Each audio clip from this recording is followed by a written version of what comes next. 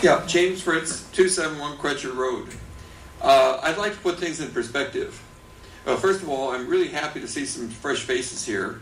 You know, I know you guys get bored seeing the same faces every week, but I figure if I didn't, and a few of us people that come here every week didn't show up, nobody might. Seeing fresh faces is really refreshing. Quilcene, 30, 40 years ago, was one of the major economic drivers of Jefferson County.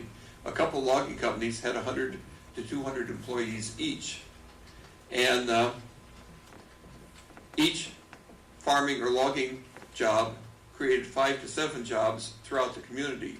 So they were a tremendous asset. There was a time when Brennan and Quilcene was the economic center of Jefferson County. So some of the people went on to form major businesses, like for instance Kenworth Trucking. The individual came from that area. So as a result, it was a very important area. I've had forest fire experts on my television show, and they said we cannot fight a forest fire now. If a major forest fire breaks out, it will burn itself out. And every 100, 150 years, they get one that burns hundreds of thousands of acres. They said 30 years ago, if a forest fire broke out, we'd say all loggers report.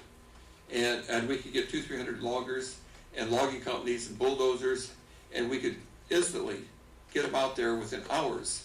But we don't have the equipment or the people capable of fighting fires in heavy timber. Now this is the result of the forestry deterioration. The same way with farming. Every farming job creates 5 to 7 additional jobs. I think Sunfield Farms is doing a wonderful job teaching children where food comes from. A lot of people simply don't know where food comes from. They've never seen a cow milked. They have no idea where food comes from or how important treating the land is. And this is an extremely, extremely important thing, not only to produce food, but to also educate children so that on down the road they'll be good citizens. The whole world is facing probably the worst crisis we have literally in 1,000 years. A billion people get by on $1 a day. A billion people on $1 a day. And now with the price of food doubling, we're going to see riots and political unrest like we never thought possible. So we've got to become self-sufficient.